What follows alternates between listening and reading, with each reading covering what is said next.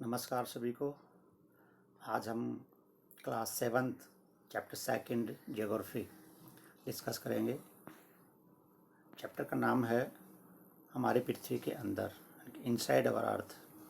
हमारी पृथ्वी के अंदर क्या क्या है, इसमें हम निम्न बातें सीखेंगे। पृथ्वी के आंतरिक भाग में 3 प्रकार की लेयर होती हैं: परपटी, मेटल एंड क्राउड। 3 प्रकार की शैल होती हैं: आग्नेय, अवसादी और कायांतरित। शैलों का उपयोग शैल चक्र यानी कि rock cycle, uses of minerals etcetera. सबसे पहले पृथ्वी के अंदर तो पूरी अर्थ को 3 भागों में बांटते हैं। जैसे हमारे पास आजकल प्याज आप खाते हैं, ऑनियन, लाइक ऑनियन, उसको हम काटते हैं तो उसमें अनेक प्रकार की लेयर होते हैं, भाग होते हैं। तो उसी प्रकार से हमारे अर्थ में होती हैं 3 मुख्य लेयर हैं, और आखिरी की 2 जो लेयर हैं उनके 2-2 पार्ट और हैं, लेकिन मुख्यतः 3 हैं।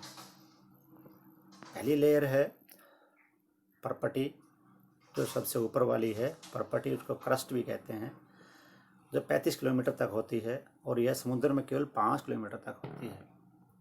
यह सबसे पतली परत होती है। इसमें हल्के और खनिज पदार्थ पाए जाते हैं, जैसे सिलिका और एल्यूमिनियम, इसलिए इस लेयर को शियल भी कहते हैं।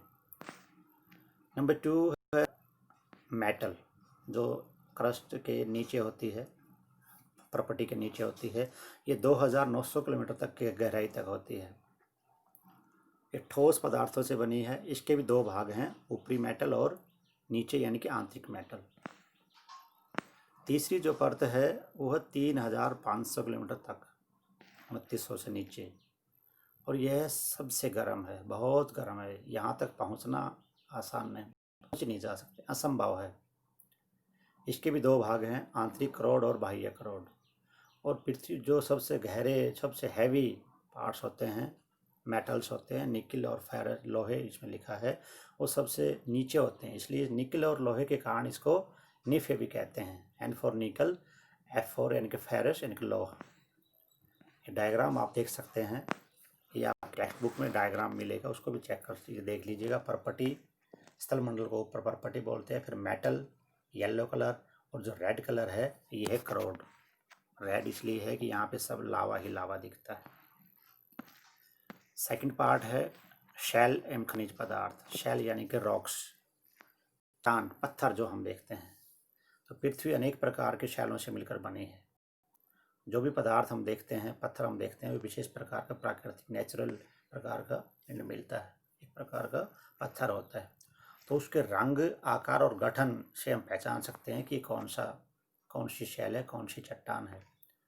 तो 3 प्रकार की शैल होती हैं: आग्नेय, जो इग्नियस जिसको बोलते हैं; अवसादी, इसको सेडिमेंट्री कहा जाता है; एंड काइंड यानी इसको मेटामॉर्फिक शैल कहते हैं। सबसे पहले द्रवित मैग्मा ठंडा होकर ठोस हो जाता है, इस प्रकार बने शैल को आग्नेय शैल कहते हैं। जो पृथ्वी के अंदर से लावा जो निकलता है तो वो इग्नियस आग होती है, तो उसको आग्नेय शैल कहते हैं, पेरेंट रॉक भी बोलते हैं उसको। आग्नेय शैल 2 प्रकार की होती है, एक अंतर्वेदी एवं बहिर्वेदी, इंटीरियर एंड एक्सटर्नल। जब लावा पृथ्वी के अंदर से निकलता है, यदि वो बाहर आकर ठंडा होता है तो बहिर्वेदी बन जाता है।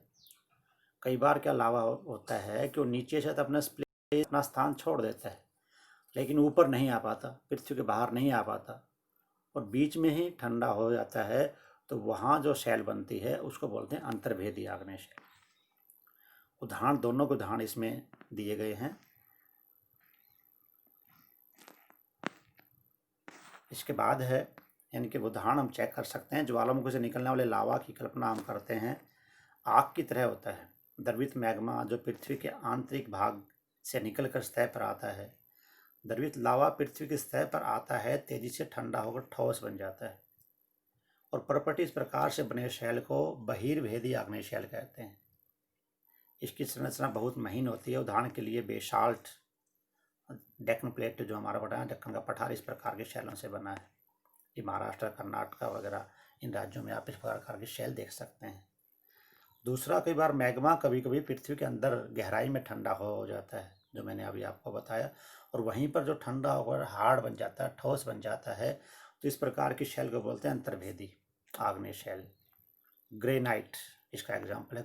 बहुत ही हार्ड रॉक्स होती है, बहुत पत्थर बहुत होता है।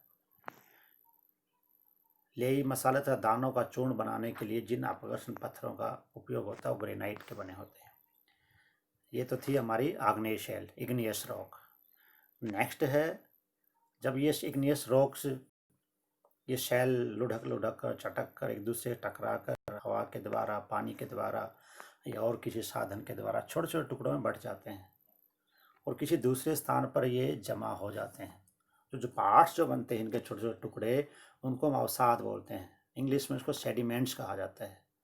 और लास्ट में सेडिमेंट्स किसी एक जगह पर जाकर डिपॉजिट होते हैं, कहीं भी जाकर डिपॉजिट होते हैं पानी के अंदर।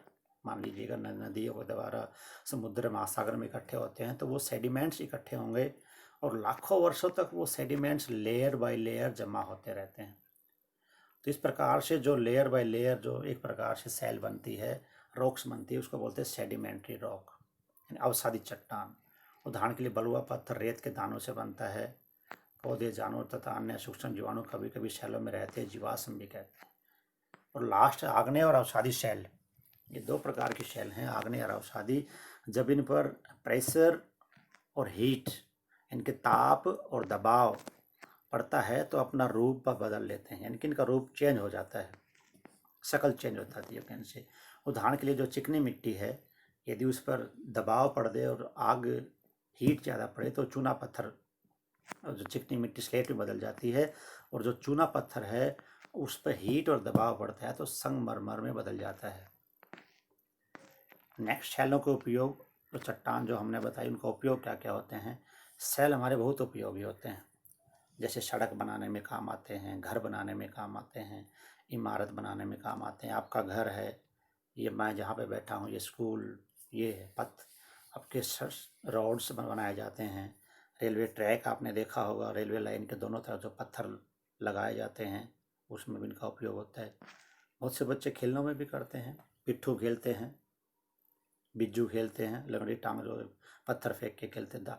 आपके दादा दादी से और भी पूछ सकते हैं पत्थरों से और क्या क्या काम करते हैं। ये देखिए बिल्डिंग, बहुत अच्छी बिल्डिंग दिखाई गई हमारे देश की।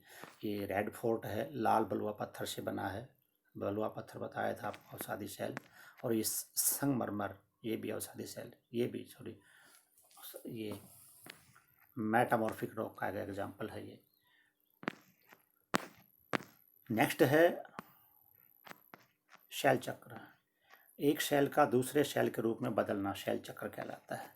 जैसे सबसे पहले ये दिखाया गया यहाँ पे मैग्मा से बाहर निकलते हैं, यहाँ पे चेक कर सकते हैं आप, आग्नेय शैल बनेगी, आग्नेय शैलों से टूट टूट के फिर ये अवसाद बनेंगे, अवसाद से फिर अवसादी शैल बनेंगे, और अवसादी शैल से कायांतरित शैल बनेंगे, और कायांतरित शैल फिर जमीन को, और ये प्रोसेस लगातार चलता रहता है। इसको आग्नेय, इसको शैल चक्र यानी कि रॉक साइकिल कहते हैं। यहाँ पे भी वही सारा लिखा है, जो अब आपको बुक्स मिलेगी तो आप उसमें पढ़ लीजिएगा। शैल विभिन्न खनिजों से बनी हैं, खनिज पदार्थ के रूप में पाए जाते हैं, जिनका निश्चित भौतिक गुण और रासायनिक मिश्रण होता है। खनिज मानव जाति के लिए बहुत महत्वपूर्ण है। कुछ उपयोग ईंधन की तरह होते हैं, जैसे कोयला, प्राकृतिक गैस, पेट्रोलियम। इनका उपयोग उद्योग यानी कारखाना में किया जाता है, दवाई बनाने में, खाद बनाने में। लोहा और एल्युमिनियम, सोना आदि दूसरे खनिज पदार्थ है, अलग अलग उनका उपयोग किया जाता है। तो आज हमने पढ़ा हमारी पृथ्वी के अंदर क्या क्या पदार्थ, कौन कौन से पदार्थ पाए जाते हैं, शैलों के उपयोग, शैलों के प्रकार, खनिजों के प्रकार। तो इन प्रश्नों के उत्तर आप दे सकते हैं आसानी से। अब आपने पढ़ लिया होगा शैलें कितने, 3 परत होती हैं, जैसे आपको बताया 3 प्रकार की परत, परपटी, मेटल और क्रोड। शैल क्या है, प्राकृतिक पिंड है, ये भी आपको बताया। 3 प्रकार की शैल हैं, आग्नेय, अवसादीय और कायांतरित, ये आपको बताया। बहिर्वेदीय आग्नेय शैल, ये भी आपको ये किस प्रकार से निर्माण होता है।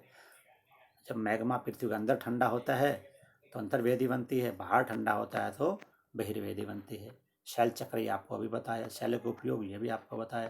कायांतरित शैल किस प्रकार बनती है, जब अवसादी शैलों पर, अग्नि शैलों पर, अवसादी शैलों पर प्रकार का दबाव और ताप पड़ता है तो अपना रूप चेंज कर देती हैं, तो कायांतरित शैल बनती हैं। इस प्रकार के सभी प्रश्नों का हल आप कर सकते हैं। जय हिंद, जय भारत।